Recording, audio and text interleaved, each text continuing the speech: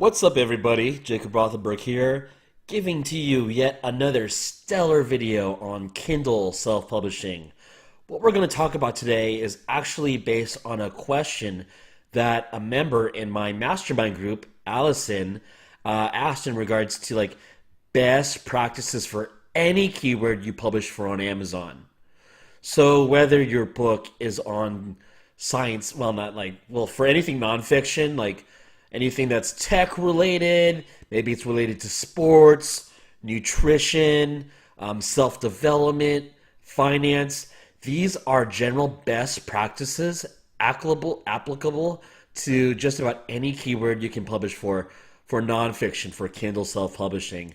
So this is advice that I shared with Allison, and I think it's also advice that should be openly shared and get you started with doing well with launching your book and having sustained continued success with sales. So this is going to be a really short presentation. I always say that, never happens, but let's go. This should not be very long. Super basic best practices. None of this is rocket science, guys. Number one, and believe it or not, a lot of people don't even do this. Which is number one, do a quick proofread of the document. So let's say you buy the manuscript, you buy the content for your book. Hey, you know what? Just take the 5 minutes to scan through it. I'm not saying to proofread it word for word, but just take a quick glance, take 2 seconds per page just to look for any typos, if it's super obvious or if there's any spacing issues, etc. I proofread my documents with Microsoft Word. That will automatically flag typos with the red squiggly. Come on, it takes 2 seconds to fix a typo, right? So just to make that extra effort, it's not really asking for much. The last thing you want is to have 1-star reviews because of a few careless typos in your book. So be professional.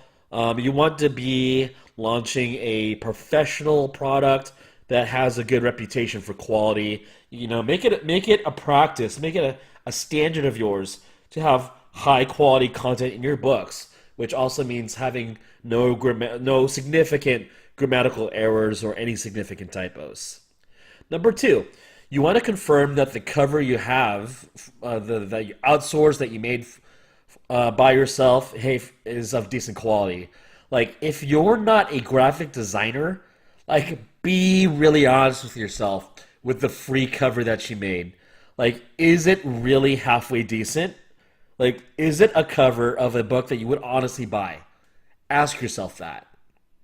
Now, if the answer is no, hey, not the end of the world. You have time if your cover isn't of decent quality. I had to do this for a recent book where I went cheap on a cover. I spent $5 for it. I didn't really fall in love with the quality of the cover. So all I did, I stalled the launch of my book for 2 days.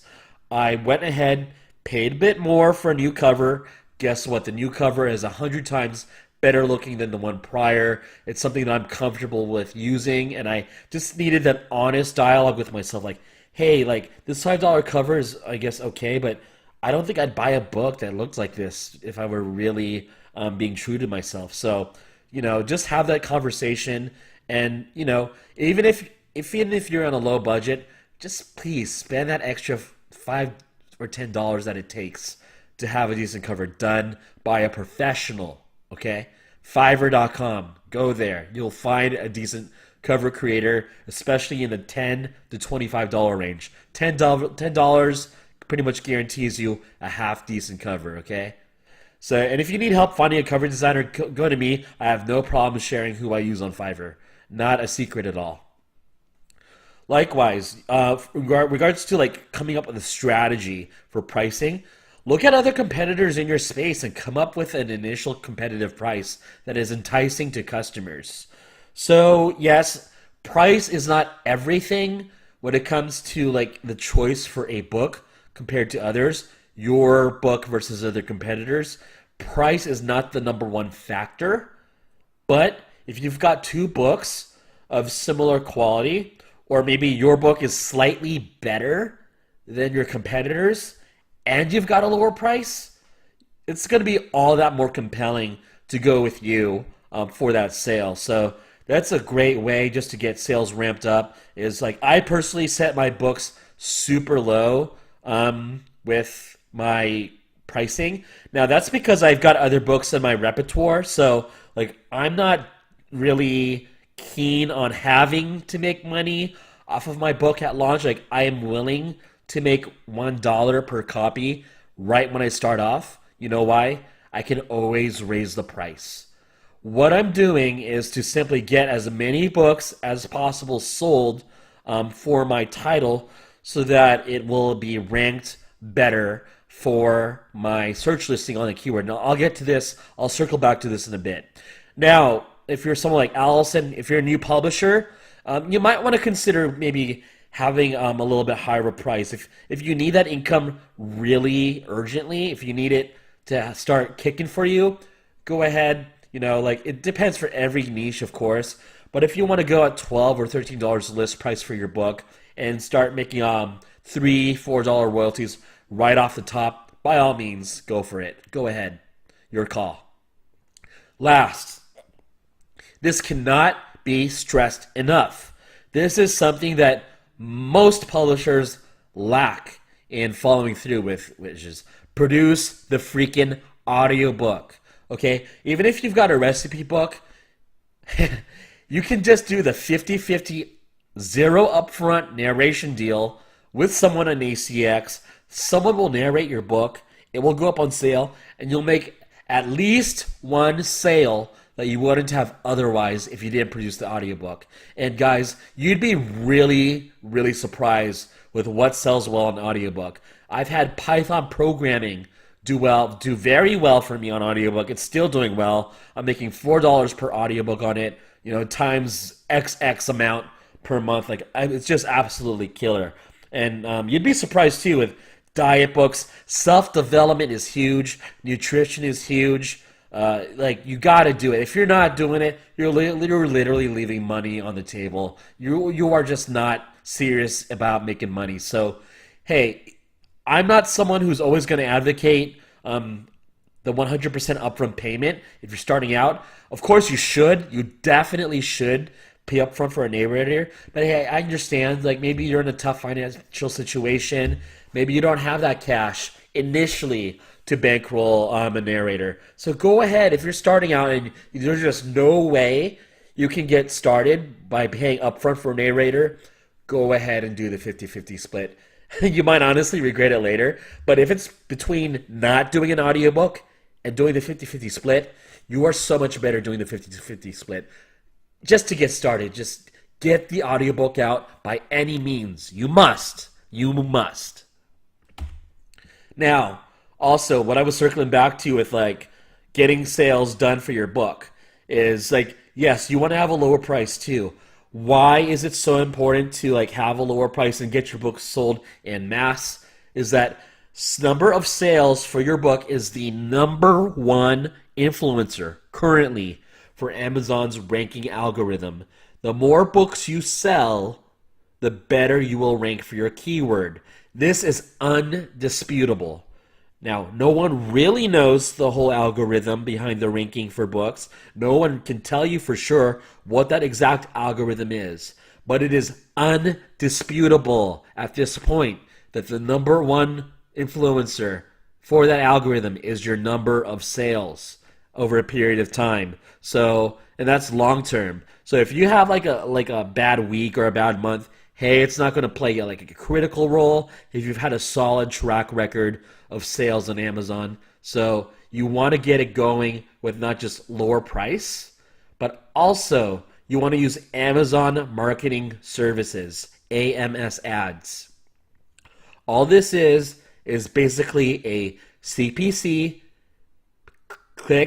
cost per click campaign on Amazon where you can pay to have a sponsored listing for your keyword. So you are literally able to pay for the number one position for your keyword. And that is the ultimate telltale sign if your book is going to sell. Because if you can't sell your book with the number one position for your keyword, it was never meant to be in the first place.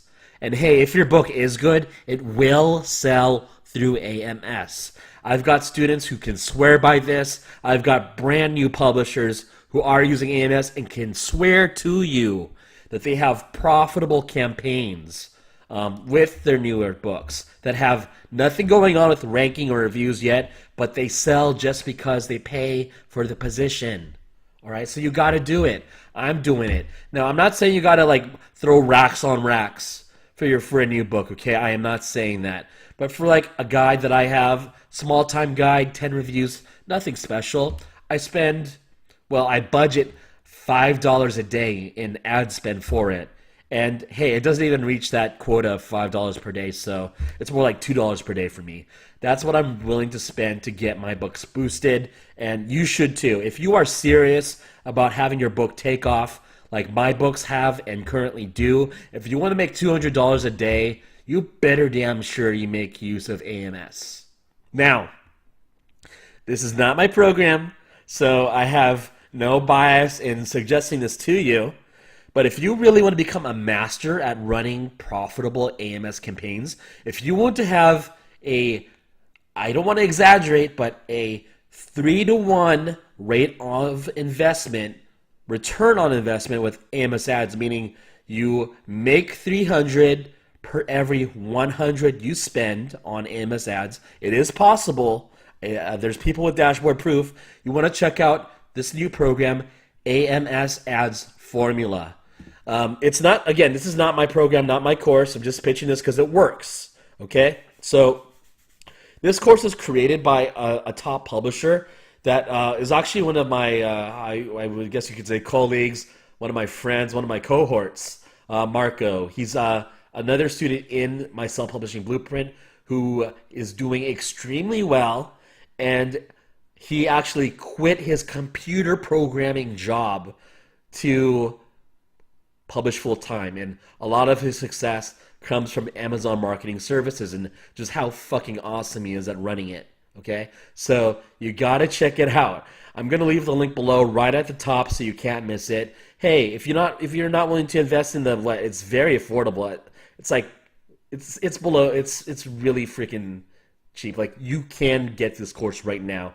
Link is below. Check it out. You don't have to buy it today. Just check it out. See what you think. Sit on it for 30 seconds and then click buy. Okay. So hey, that's all I wanted to share for now. Not going to pitch my own course. What's really important today is you get good at using AMS ads. AMS Ads Formula. Holla at your boy.